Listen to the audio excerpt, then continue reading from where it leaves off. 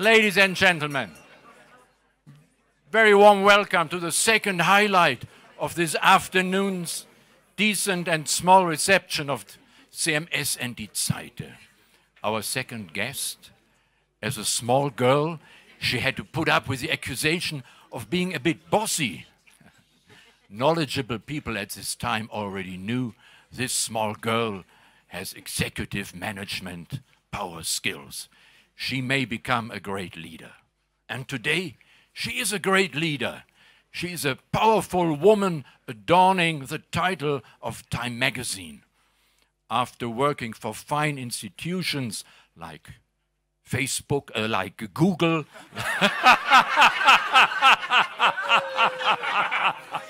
the World Bank, the US Treasury, or McKinsey, she joined Facebook. And at Facebook, she found the magic formula how to make a lot of money out of a lot of data. And for young women all over the world, she's a role model. They look in her book, Lean In, whenever they are in a difficult situation to find out how would Sheryl now solve this problem. Let's welcome Sheryl Sandberg and Uwe Häuser.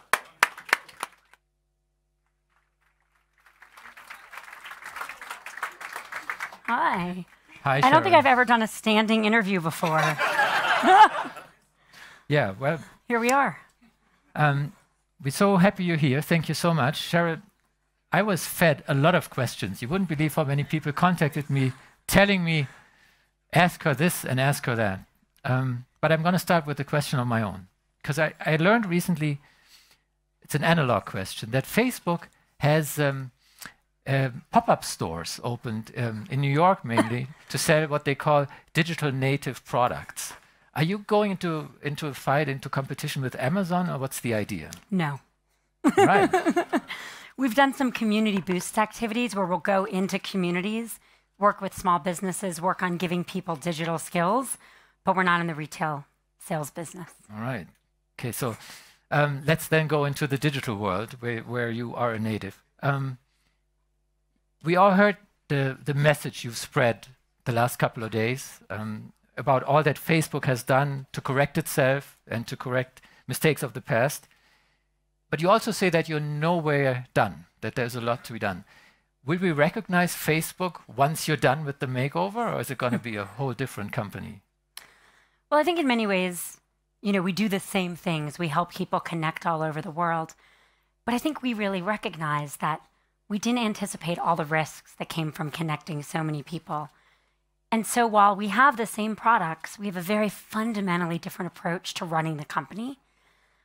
I think if you want to look at what companies care about, you look where they spend their money. And what you see from us now is that we're investing billions of dollars a year in what is a much more rigorous security effort. And we know we need to earn back trust, and that means we need to prove it.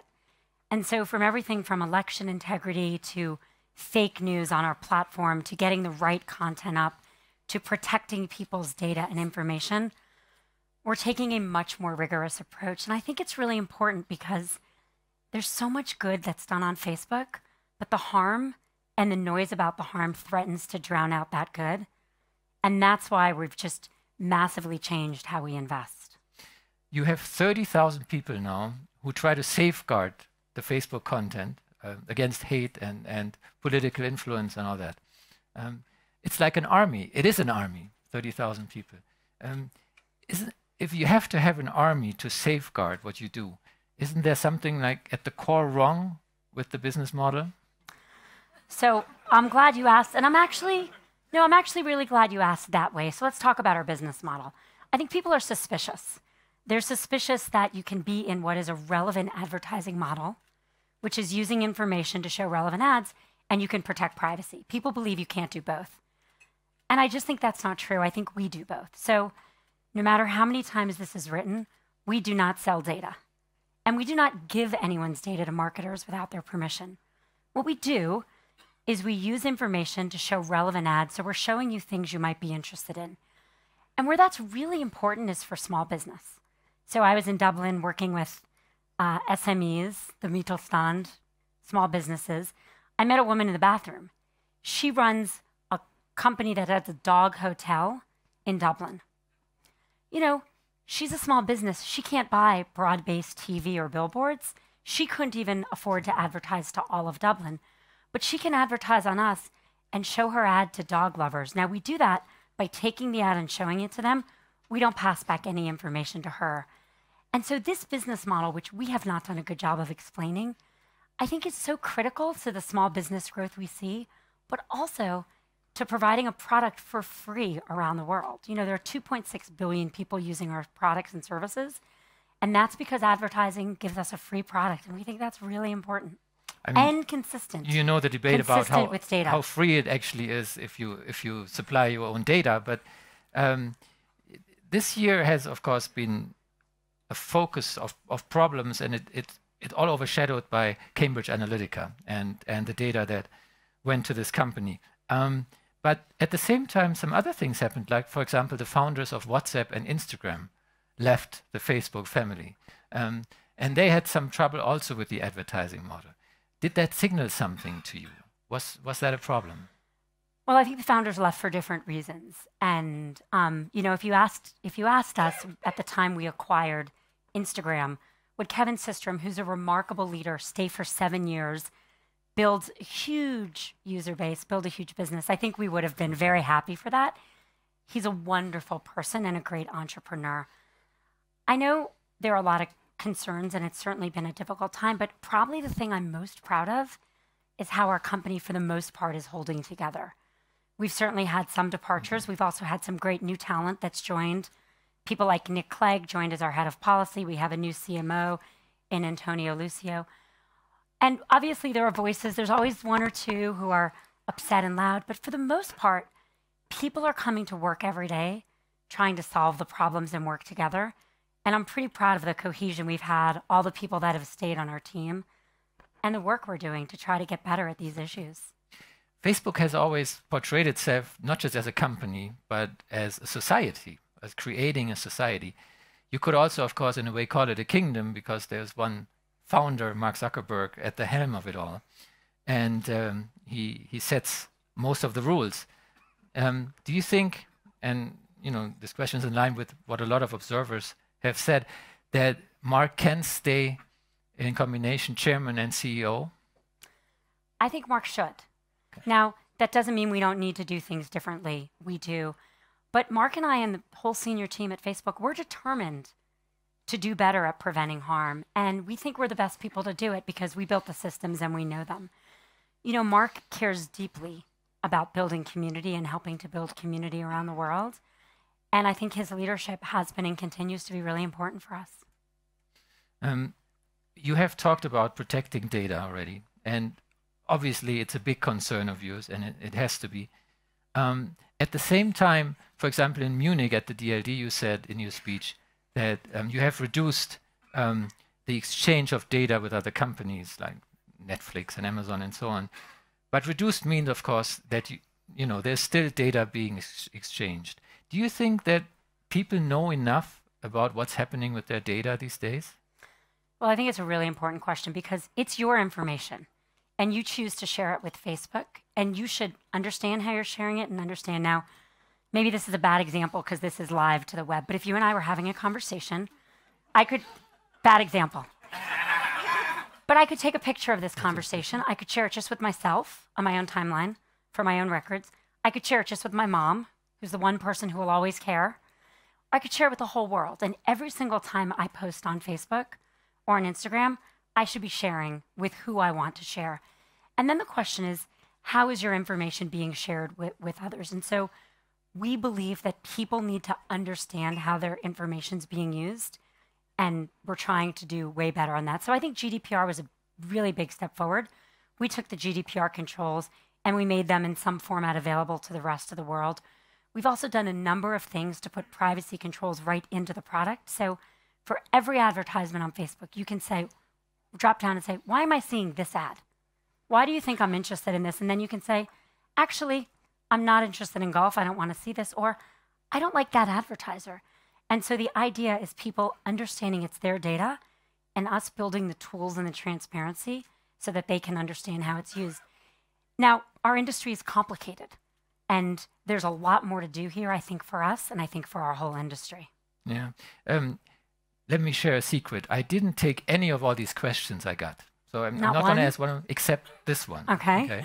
Because yesterday... This better be a good one. Yeah, I think it is. Yesterday, a friend wrote to me and drew my attention to a website called Who Tracks Me. And according to this website, Facebook tracks about 1/4 of the traffic on the web. Google does much more, so there's always somebody worse, but then it's Facebook, and then way down is Amazon and so on. And the question is again, if all this tracking is necessary, can you really guarantee people's privacy, and can you really make sure that people know what's happening with their data? Because right now they don't.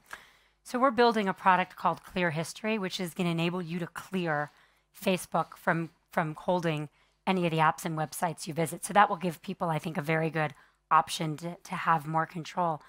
And again, we need to do a better job making sure people understand it's their information and how it's used. And we're very committed to doing that.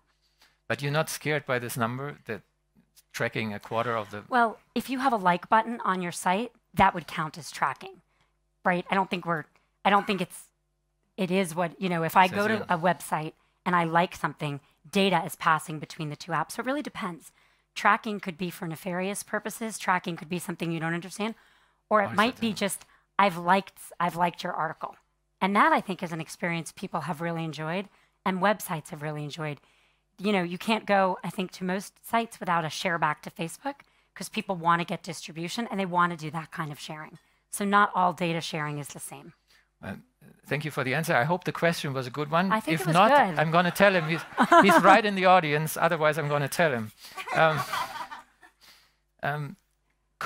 Could you imagine a Facebook that does without any of this, that makes sure that any data transfer is made known, and you don't give data to other companies, like a really secluded, secure space?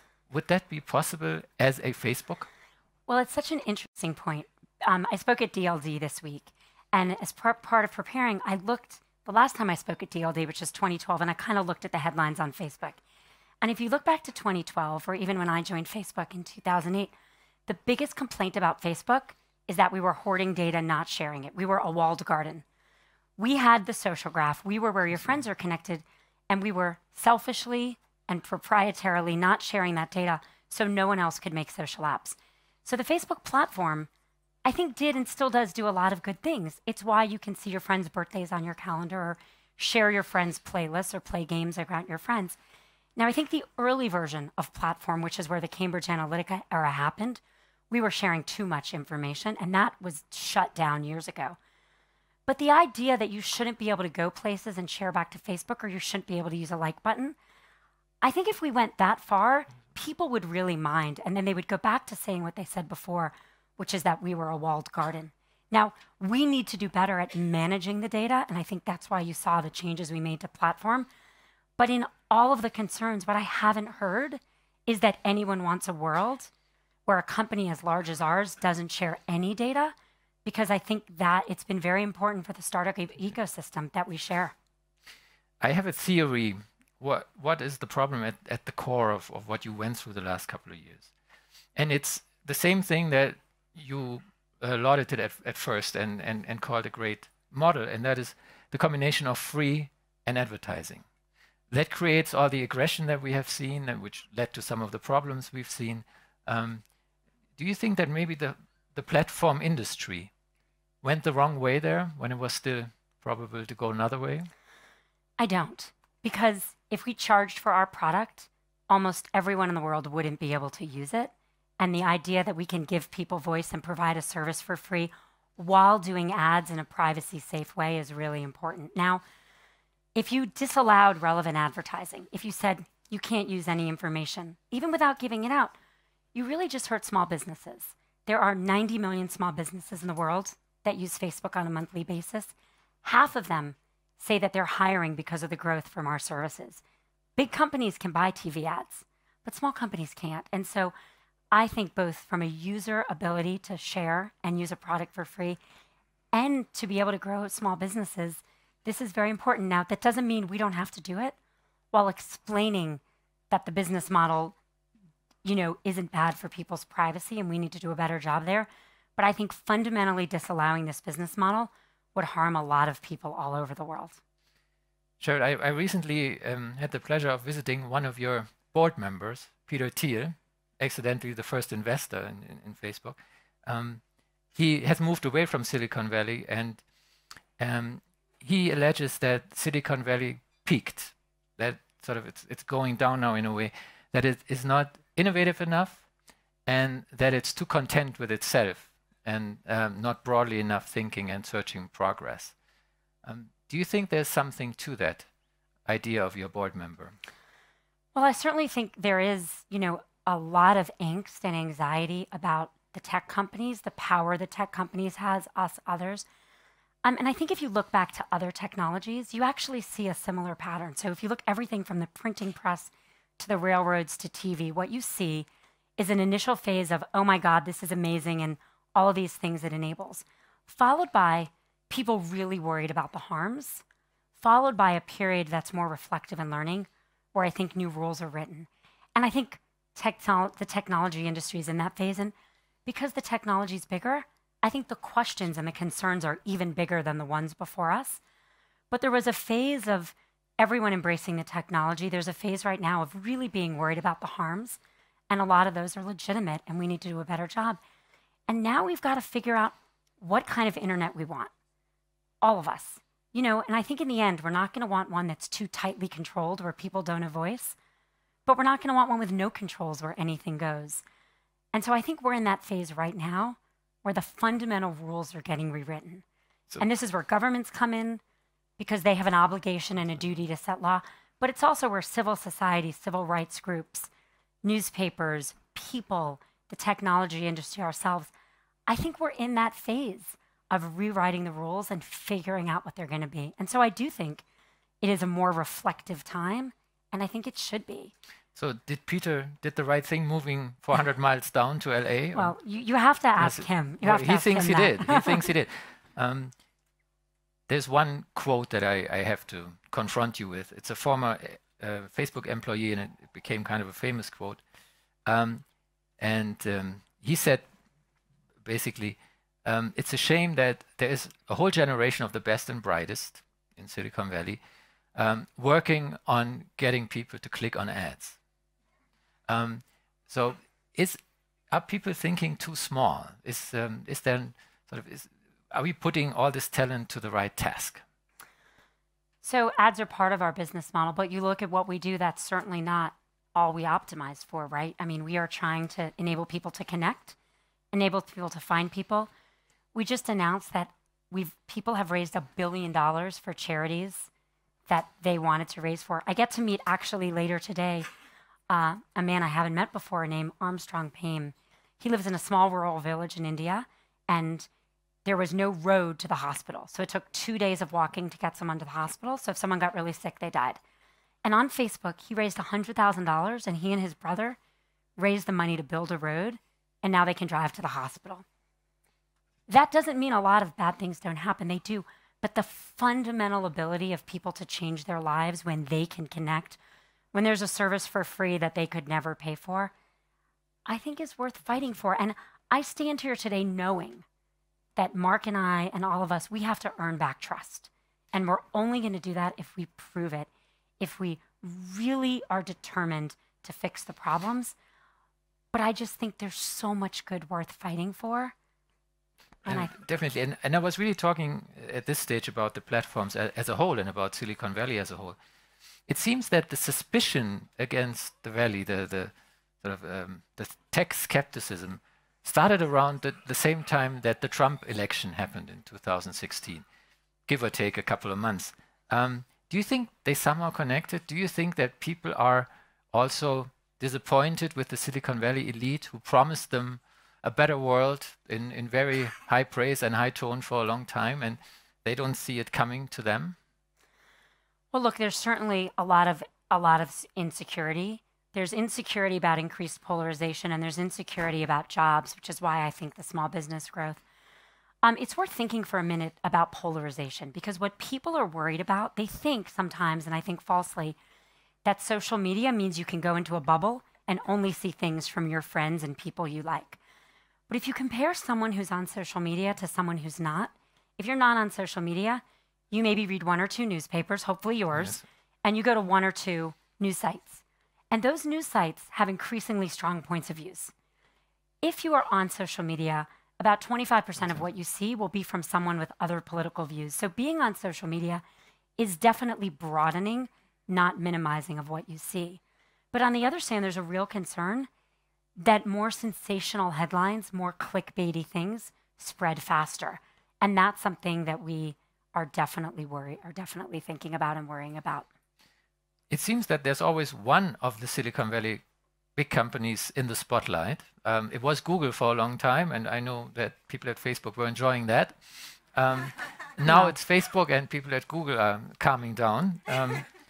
How long do you think this is going to last, and when is it going to go over to the next company, say Amazon? I mean, here's what I know. I know that we've made real changes in how we run our company. I know that we are taking enormous steps to prevent all the harm, but I also know we're never going to prevent all of it. And so we've got 2.6 billion people on our platform and services, and that means you're going to see all the beauty and some of the ugliness of humanity. I don't think the issue is, does it move to the next company? And with all due respect, I don't think any of us enjoy it. But I think what we need to do is prove that we're doing all we can to prevent the harms. But I also think there needs to be an acceptance of what happens when there is voice for this many people. What happens when people have at their fingertips such strong abilities to connect with each other. And we have to do the hard work of making sure the bad doesn't drown out the good, because there is so much good. Sheryl, last fall, it seems that the scapegoating was not only about Facebook, it was also about you. There was a lot of negative commentary and all that, and some of it was quite ununderstandable in a way. Have you ever thought of leaving, of not doing this anymore? Look, it's been hard, for sure. It's been a difficult time. And I mean, I don't really recognize myself or my colleagues in some of the characterizations. And, you know, for someone who, I wake up, we all do every day trying to do the right thing. Some of the accusations, which were untrue, are definitely hard. But I'm really determined to fix this. I've been at Facebook a decade. It's a huge part of my life. I really believe in what happens on the platform. I've seen how it's impacted my life, how it's the place where all my memories of my husband are stored. It's the place where my friends keep connected. It's the place where I've been able to rally people to the causes I care about, lean in. And so I feel more determined and motivated than ever because the challenge is greater. And I think we're fighting to preserve the good. And it's an honor to do that. And I feel very dedicated to doing that. Rainer Esser, in his introduction already alluded to it. You're way more than the Facebook COO. You're a role model for many women and other parts of society. And at the same time, because of what we just talked about, for example, Bloomberg calls you a little tainted, and well, you've seen all this. Don't you think there is a time when sort of you have to distance yourself from this, from all this bad reputation? I mean, I think I have a job to do. And it's a job I really want to do, which is help make sure that Facebook is on the right path and that people see the things we're doing. At the same time, and I'm really proud of this, the Lean In community is thriving. We started almost 6 years ago. We had a big goal. We were going to have 1,000 Lean In circles, small groups of women and men, but mostly women, meeting together every week. We just hit 41,000 circles in 172 countries. It's it's one of the largest grassroots group of women. So if I believe deeply in Facebook, I also believe deeply in the power of women to make a difference, and I'm glad to continue to work on both. And the following question you already know from me, but it's under a new light and in a new atmosphere. many of these women would like for you to run for president, especially given the current president. Still not on your agenda, still not... Not on my agenda. I have plenty of work to do. Okay. My work is cut out for me. All right. Well then, I have one very last question, just among the two of us, and I just need to know. Oh yeah, just us. So like no one else is here. Please don't listen. I can barely see anyone else. Here it and is. all the phones that are taping. Here it is. Did Mark really say at one stage, Sheryl, you threw us under the bus? No, of course not. Of course not. Okay, then I'm glad, and I know why you're staying. Thank you so much, Sheryl Sandberg. Thank you. Thank you. Good.